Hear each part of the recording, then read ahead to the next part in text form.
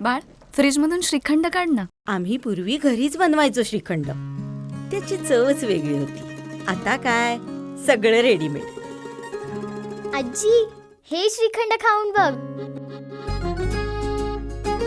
आज तुझ्या आईनं घरीच बनवलं की काय?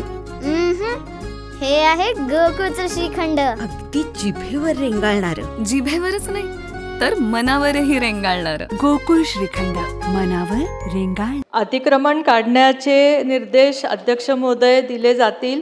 त्याचप्रमाणे जसं मगाशी सांगितलं तसं रिंग रोडच्या संदर्भामध्ये MSRDCचा जो रिंग रोड आहे तो 12 पॅकेजेस होते, त्यातले 9 पॅकेजेसचं काम चालू झालेलं आहे. त्याचप्रमाणे जो PMRDAचा रिंग रोड आहे, मगाशीच सांगितलं की त्याच्यात 14.1 हेक्टरचं भूसंपादन आवश्यक आहे, ज्याच्यासाठी आपल्याला 600 कोटीची तरतूद करायची आहे. आता मुख्यमंत्री साहेबांनी सांगितलं आहे की ती तरतूद आपण PMRDA आणि आपल्याकडनं उपलब्ध करून देऊ.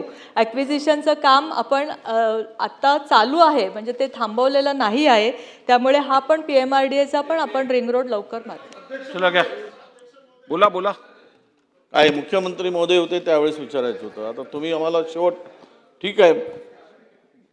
या संदर्भात PMRDA आपला पिंपरी चिंचवड महानगरपालिका एकेकाळी श्रीमंत महानगरपालिका, इथे त्या भागातील त्या महानगरपालिकेच्या क्षेत्रात येणारे आमदार प्रश्न विचारत आहेत की इथे 2-3 गोष्टी त्यांनी सांगितल्या अध्यक्ष महोदय, की शहरात smart traffic signal, CCTV, artificial intelligence आधारित प्रणाली नसल्याने.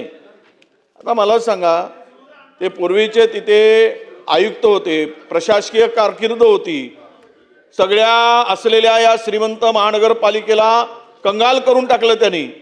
एवढा मोठा भ्रष्टाचार झाला, सगळ्या ठेवी मोडून काढल्या. मी खरं म्हणजे मुख्यमंत्री महोदयांच्या ही वस्तुस्थिती आहे अध्यक्ष महोदय, आणि या साऱ्या गोष्टी केल्या नाहीत. म्हणून मी मुख्यमंत्री महोदयांच्याकडेच प्रश्न मांडणार होतो. आपण राज्यमंत्री म्हणून या त्यांच्या काळातील, शेखर सिंगच्या काळातील जेवढे काही कामं झालेत त्यांचं एक ऑडिट, त्याची चौकशी, आणि या ठेवी ज्या मोडून काढल्या गेल्यात आणि जेवढे होते डिपॉझिट, फिक्स डिपॉझिट सगळ्या होत्या, त्याची विल्हेवाट त्यांनी सगळी लावली. याच्यातले खूप आता प्रश्न होते माझ्याकडे, पण वेळेचं बंधन आहे. पण मी आपल्याला एवढंच सांगतो, मी कधीतरी तो लक्षवेधीच्या माध्यमातून आणेल मग अध्यक्ष महोदयाच्या परवानगीनं. पण मला एक सांगा की हे एवढ्या व्यवस्था करण्यासाठी महानगरपालिकेकडे पैसे नाहीत का? जर आहेत तर हे काम आपण किती दिवसात करणार आहात? अध्यक्ष महोदय, सदस्यांनी कदाचित चुकीचं ऐकलं. मी असं सांगितलं की नवीन ट्रॅफिक सिग्नलची यंत्रणा AIच्या माध्यमातून बसवण्याचं नियोजन चालू आहे. याचा अर्थ तिथे ट्रॅफिक सिग्नलची नियोजन नाही आहे असं नाही. तिथे ऑलरेडी ते सगळी नियोजन केलेलं आहे. आपण त्याच्यामध्ये टेक्निकली नवीन आत्ता करण्याचं नियोजन चालू आहे. ठीक आहे. ताज्या घडामोडी पाहण्यासाठी माझा महाराष्ट्र न्यूजला आजच सबस्क्राईब करा.